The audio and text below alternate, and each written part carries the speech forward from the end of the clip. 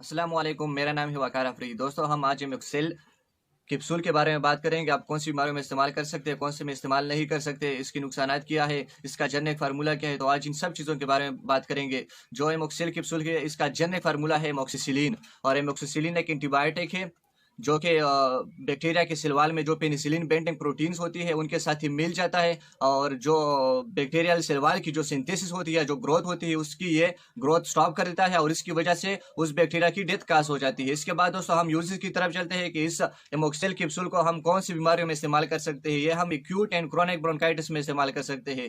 Acute और chronic का क्या मतलब है? इसका यह मतलब है कि कुछ बीमारी ऐसी होती है, कुछ टाइम के लिए होती है, कि 1 हफ्ते के लिए होती है या 2 हफ्ते के लिए होती है, तो उसको हम एक्यूट कहते हैं। और जो बीमारी महीने के लिए होती है, 2 महीनों के लिए या साल के लिए या 2 साल के लिए होती है, उसको हम क्रोनिक डिजीज या क्रोनिक इन्फ्लेमेशन हम उसको कहते हैं। जो ब्रोंकाइटिस है, ये जो ब्रोंकस है, हमारे लंग्स का एक पार्ट है, वहां पे जब जख्म वगैरह होती है तो उसको हम ब्रोंकाइटिस कहते हैं। अगर ये जख्म 1 हफ्ते के लिए है या 2-3 हफ्तों के लिए या 1 साल या 5 महीनों के लिए है, तो उसके खिलाफ हम ये कैप्सूल इस्तेमाल कर सकते हैं। इसके बाद हम टाइफाइड में ये कैप्सूल इस्तेमाल कर सकते हैं। टाइफाइड एक बैक्टीरियल डिजीज है जो कि एक बैक्टीरिया से काज होती है, जिसका नाम है सल्मोनेला टाइफी, और इससे इसमें बुखार होता है और फिटीग होती है और स्वीटिंग होती है नाइट में। तो ये उसके सिम्टम्स है। इसके बाद जो एमोक्सिल कैप्सूल है, ये हम सिफिलिस में इस्तेमाल कर सकते हैं। सिफिलिस एक सेक्सुअली ट्रांसमिटेड डिजीज है जो कि एक आदमी से दूसरे आदमी में सेक्सुअल इंटरकोर्स की वजह से ट्रांसमिट या मुंतकिल हो सकती है,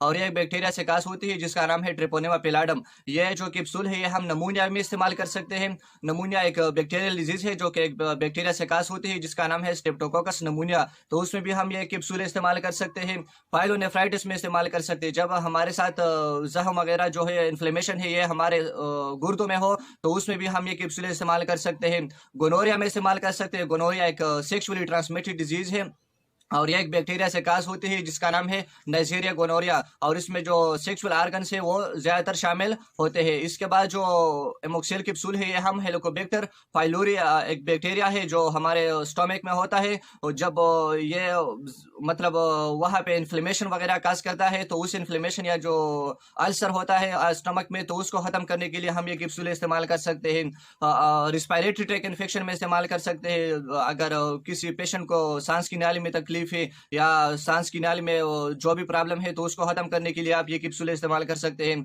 यूरिनरी ट्रैक इन्फेक्शन में इस्तेमाल कर सकते हैं। अगर किसी बंदे को पेशाब आने में तकलीफ होती है या शोषण वगैरह होती है, तो उसको खत्म करने के लिए आप ये टेबलेट इस्तेमाल कर सकते हैं। कांट्रा इंडिकेशन की तरफ चलते हैं कि इस कैप्सूल को हम कौन सी बीमारियों के दौरान इस्तेमाल नहीं करेंगे। ये हम लिम्फोमा में इस्तेमाल नहीं करेंगे। लिम्फोमा लिम्फ नोड्स की कैंसर है। लिम्फ नोड्स हमारे बॉडी में होते हैं जो कि जो माइक्रो ऑर्गेनिज्म होते हैं उसको ये किल करते हैं और खत्म करते हैं। जब लिम्फ नोड्स में कैंसर होती है, तो फिर उसमें हम ये कैप्सूल इस्तेमाल नहीं करेंगे। इन्फेक्शियस मोनोन्यूक्लियोसिस में इस्तेमाल नहीं करेंगे, जिसको हम किसिंग डिजीज भी बोलते हैं, और ये एक वायरस से काज होती है जिसका नाम है एप्स्टन बार वायरस, और ये किसिंग के जरिए एक आदमी से दूसरे आदमी में ट्रांसमिट और मुंतकिल हो जाती है। और जो हाइपर सेंसिटिविटी है, उसमें भी हम ये कैप्सूल इस्तेमाल नहीं करेंगे। हाइपर सेंसिटिविटी उसको कहते हैं जब कोई बंदा या कोई पेशेंट इस मेडिसिन या इस कैप्सूल से एलर्जी की इसने एक बार पहले यूज किया है और इसकी वजह से उसके बॉडी में एलर्जिक रिएक्शन प्रोड्यूस हुए है, तो फिर वो ये कैप्सूल इस्तेमाल नहीं करेगा। दोस्तों, हम साइड इफेक्ट की तरफ चलते हैं कि इस कैप्सूल के नुकसानात क्या है। इससे थ्रोम्बोसाइटोपिनिया काज होता है, जिसमें आपका जो प्लेटलेट्स का लेवल है वो नॉर्मल से कम हो जाता है, और प्लेटलेट्स का काम होता है जो ब्लड है उसको गाढ़ा रखना या क्लॉटिंग प्रोड्यूस करना। तो आप जब इस कैप्सूल को ज्यादा यूज करोगे तो थ्रोम्बोसाइटोपिनिया आपके बॉडी में प्रोड्यूस होगा। इससे जो लिवर एंजाइम है आपके बॉडी में होते हैं, अगर आप इस कैप्सूल को ज्यादा यूज करोगे, जैसा कि एलपी हो गया, एलटी हो गया, एसटी हो गया, वो नॉर्मल लेवल से वो ज्यादा हो जाएंगे, उसका लेवल नॉर्मल से बढ़ जाएगा। इससे वोमिटिंग काज होता है अगर आप इस कैप्सूल को ज्यादा यूज करोगे, जिसको हम उल्टी आना बोलते हैं। इससे जॉन्डिस प्रोड्यूस होगा, जिसमें आपका जो बिलिरुबिन का लेवल है वो नॉर्मल से ज्यादा हो जाता है। इससे एनोरेक्सिया प्रोड्यूस हो जाता है, जिसको हम मतलब आपको भूख नहीं लगेगी। इससे डिजीनेस प्रोड्यूस हो जाता है, जिसको हम चक्कर आना बोलते हैं, और इससे डायरा प्रोड्यूस हो जाता है, जिसको हम दस्त आना बोलते हैं। दोस्तों, अगर आप लोगों को ये वीडियो पसंद आए हो तो प्लीज इस वीडियो को लाइक कीजिए और अपने दोस्तों के साथ शेयर कीजिए, और मेरे चैनल को जरूर सब्सक्राइब कीजिए। फी अमान अल्लाह।